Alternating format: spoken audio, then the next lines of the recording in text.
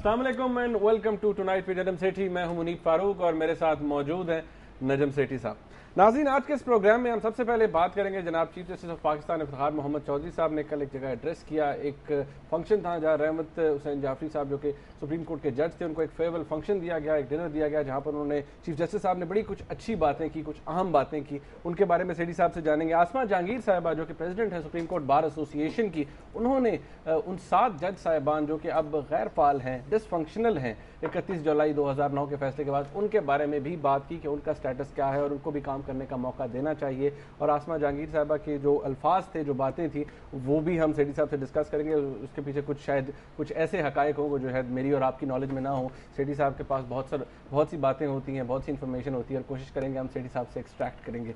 और इसके अलावा RGST के ऊपर अब ये टैक्स लगना चाहिए या नहीं लगना चाहिए, ये तो एक अलग बहस है। इसके ऊपर जिस तरह की सियासत हो रही है वो अपनी मिसाल आप है और हर पार्टी कुछ ना कुछ बार्गेन करने की कोशिश कर रही है। अब हमने रिसेंटली देखा, अब ये माशाल्लाह जो हमारे पॉलिटिकल लीडर्स हैं, ये कुछ ऐसी बातें खुद कर लेते हैं, कुछ ऐसी बातें हरकतें हो जाती हैं जिनकी वजह से शायद ये खुद डिस्क्रेडिट हो जाते हैं। पहले कहते हैं जी हम इसके हक में नहीं है, फिर बाद में कुछ ऐसा होता है जिसके बाद कहा जाता है कि जी हम तो हुकूमत के इत्तेहादी हैं और अगर इसमें कोई बड़ी बात नहीं है तो हम हुकूमत का साथ देंगे। तो सेठी साहब, बड़ा कुछ हो रहा है हमारे मुल्क में और खास तौर पे इन टर्म्स ऑफ न्यूज़। आप बड़े मजे ले रहे हैं सेठी साहब, there is a lot to ask ना, there is a lot is happening. तो कहां से शुरू करें सेठी साहब? आपने जिक्र किया कि वो चीफ जस्टिस साहब का, तो वहाँ कौन पहले चीफ जस्टिस साहब, तो फिर जाहिर है चीफ से बात करते हैं। हाँ, चीफ साहब से बात करते हैं। चीफ साहब की जो बड़ी अच्छी बातें उन्होंने कल कही। सबसे पहले सेठी साहब, उन्होंने अपने जो बयान, उनका जो तकरीर थी उसके अंदर उन्होंने कहा कि एग्जीक्यूटिव और लेजिस्लेटर को यूनिसन में काम करना चाहिए ताकि जुडिशरी स्ट्रेंथन हो।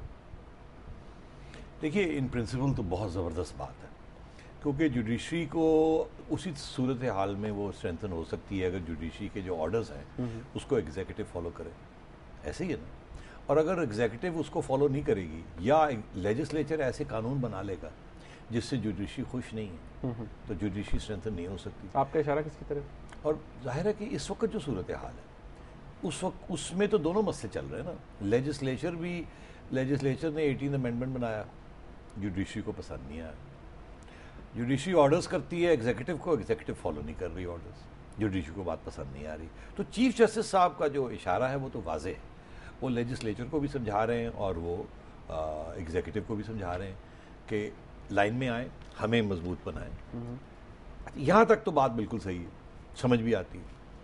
अब मेरा ख्याल है चीफ जस्टिस साहब ने और भी एक बात कही, बड़ी बात अहम की। वो क्या है, ताकि उसका लिंक बनाते हैं। हाँ, उसका लिंक ये है, उन्होंने कहा कि अगर जो इंस्टीट्यूशंस हैं वो रूल्स के मुताबिक काम करें और लेवल प्लेइंग फील्ड हो तमाम इंस्टीट्यूशंस को, तमाम जो हेड्स हैं उनको, तो फिर एक स्टेबल्ड डेमोक्रेसी सामने आती है, एक स्टेबल्ड गवर्नमेंट, एक स्टेबल स्टेट सामने आती है।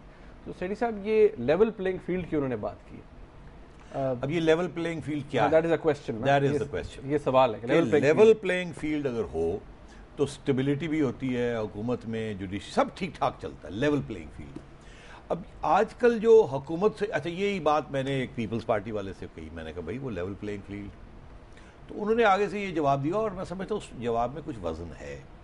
उनका ये कहना था कि लेवल प्लेइंग फील्ड जुडिशरी नहीं प्रोवाइड कर रही।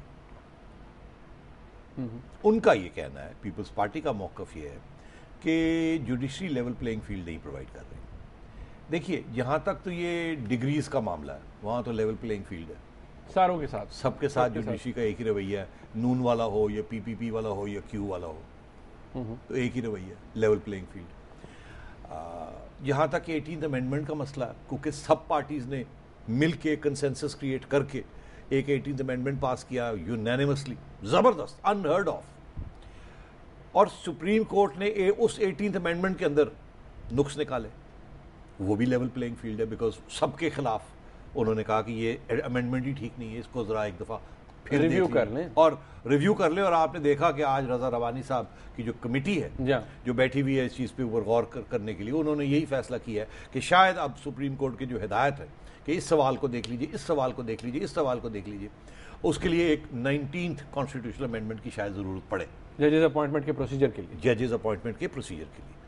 तो ये भी सही बात कही उन्होंने कि लेवल प्लेइंग फील्ड, और लेवल प्लेइंग फील्ड बिल्कुल, मगर जहां लेवल प्लेइंग फील्ड नजर नहीं आ रही या शक शुबा था, वो कहां है, और या इल्जाम है जुडिशरी के ऊपर वो ये है कि बड़ी वन साइडेड अकाउंटेबिलिटी हो रही है, और इसीलिए पीपल्स पार्टी को तकलीफ हो रही है कि और बहुत सी चीजें हैं जिसको अकाउंटेबल होल्ड करना चाहिए, और बहुत से सियासतदान हैं दूसरी पार्टीज में जिनको अकाउंटेबल होल्ड करना चाहिए, वहां क्यों नहीं अकाउंटेबिलिटी हो रही? सिर्फ पीपल्स पार्टी के लोगों की क्यों अकाउंटेबिलिटी हो रही है? या इतना एम्फोसिस एक प्रेसिडेंट के ऊपर क्यों डाला हुआ है? मतलब वो मेक और ब्रेक इश्यू बना दिया गया।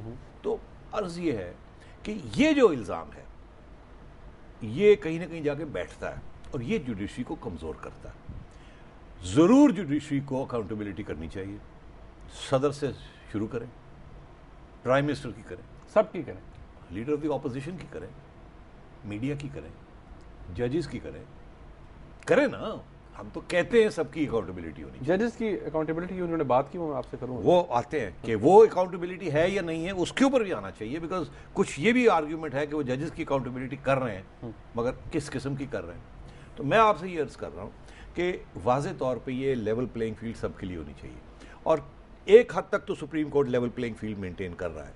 कुछ एरियाज ऐसे हैं जैसे इंप्रेशन ऐसा है कि लेवल प्लेइंग फील्ड नहीं है, उससे सुप्रीम कोर्ट की और जुडिशरी की क्रेडिबिलिटी जो है वो इरोड होती है। तो हम सबकी यही ख्वाहिश है कि चीफ जस्टिस साहब के मुंह में शक्कर, अल्लाह करे कि ये क्रेडिबिलिटी हो, अल्लाह करे कि लेवल प्लेइंग फील्ड हो, अल्लाह करे कि जुडिशरी स्ट्रांग हो और एग्जीक्यूटिव और लेजिस्लेचर को हिदायत ये जो की गई है इस पर वो अमल करे। मगर इतना आसान नहीं है। अगर एक हुकूमत ये फील करती है कि उसको जुडिशरी के जरिए साजिश हो रही है, सियासतदान कर रहे हैं, फौज कर रही है और लोग कर रहे हैं कि उसको गिराया जाए, रेजीम चेंज किया जाए जुडिशरी के कंधे के ऊपर, तो वो गलत है। तनकीद होनी चाहिए, अकाउंटेबिलिटी होनी चाहिए, मगर रेजीम चेंज, एक हुकूमत को गिराना, एक हुकूमत को डिस्टेबलाइज करना, ये ना मीडिया की कोई इजाज़त है इसकी, ना जुडिशरी को इजाज़त है, ना फौज को इजाज़त है, ये सिर्फ आवाम को इजाज़त है। हमारे सिस्टम के अंदर, जमहूरियत के अंदर, ये आवाम की राय, आवाम की, और वो कब होती है? इलेक्शन के दौरान। इसीलिए वो इलेक्शन के ऊपर इतनी अहमियत दी जाती है। एक सवाल है जी। अब ये बात आपने की कि पीपल्स पार्टी के बहुत से अरकान मुख्तलिफ टॉक शोज़ में आते हैं, हमारे टॉक शोज़ में आते हैं और कहते हैं जी वन साइडेड अकाउंटेबिलिटी हो रही है, जुडिशरी हॉस्टाइल है। ये जो हॉस्टिलिटी है, या उनको लग रहा है कि बहुत ज़्यादा घेरा तंग हो रहा है या होता है सुप्रीम कोर्ट की तरफ से, ये उन्होंने खुद ख़रीदा है सेठी साहब। कैसे?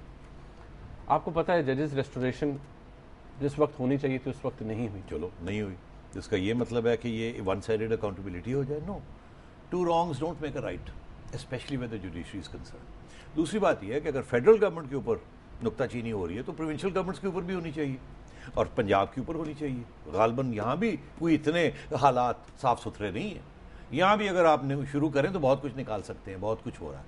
इसलिए मैं आपसे अर्ज करता हूँ, और जाते जाते मैं ये भी कह दूँ कि फौज और डिफेंस कॉन्ट्रैक्ट्स, इसके ऊपर भी बहुत कुछ होता है। अभी वो अगस्टा सबमरीन का वो सारा कुछ चल रहा है, नेवी की बातें हो रही हैं, टैंक्स की बातें नहीं हो रही, जहाज़ों की बातें नहीं हो रही, और बहुत सी चीज़ें नहीं हो रही, हो सकती है, हो नहीं रही। तो अर्ज़ ये है कि ये जो है ना इम्प्रेशन कि लेवल प्लेइंग फील्ड, ये हर लेवल पे होनी चाहिए। अच्छा सेठी साहब, एक और बात, अब अकाउंटेबिलिटी की बात चीफ जस्टिस साहब ने खुद की, जजेस की, उन्होंने कहा कि जुडिशरी की भी अकाउंटेबिलिटी होनी चाहिए ताकि करप्शन, ये ब्राइबरी जो है ख़त्म हो जाए।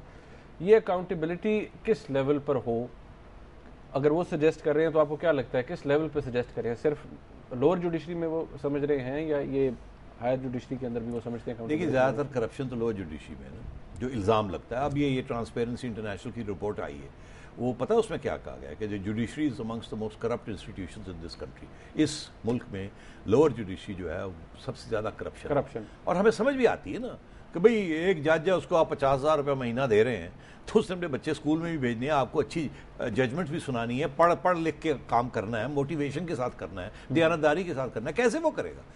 उसकी अगर 2.5 लाख 3 लाख रुपए तनख्वाह हो तो वो घर भी चला सकेगा और आपके साथ दयानतदारी के साथ इंसाफ भी दे सकेगा। अगर आप उसको 50,000 देंगे और उसके अंदर वो अपने बिजली के बिल और बच्चों की सी फीस जो है, एक बच्चा आजकल किसी इंग्लिश मीडियम स्कूल में जाता है तो 10-12 हज़ार रुपए तो उसकी महीने की फीस है। तो ये तो करप्शन इसीलिए बनती है ना।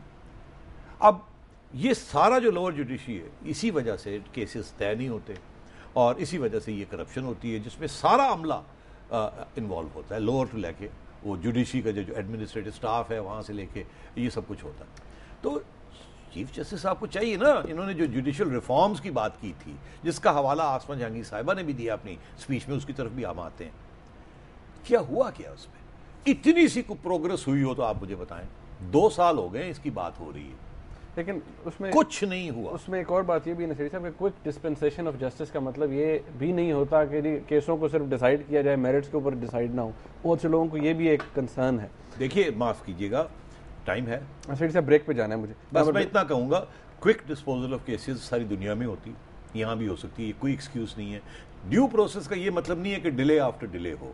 रेंट केसेस, दूसरे जो प्रॉपर्टी के डिस्प्यूट्स हैं, अगर जज बैठे हैं तो एक दिन में 5-10 केसेस को पूरा सुन के फैसले कर सकते हैं, और लॉयर्स को कह सकते हैं कि आप आएँ और आर्ग्यू करें और ख़त्म करें बात। अच्छा, आसमा जहांगीर साहिबा ने भी कुछ कहा है कल, वो बड़ी अहम बात है। उन 7 जजेस के हवाले से नाज़रीन जिनको अब जो अभी तक डिसफंक्शनल है, उनके बारे में भी हम बात करेंगे एक ब्रेक के बाद। RGST के बारे में भी बात होगी, हमारे साथ रहिएगा।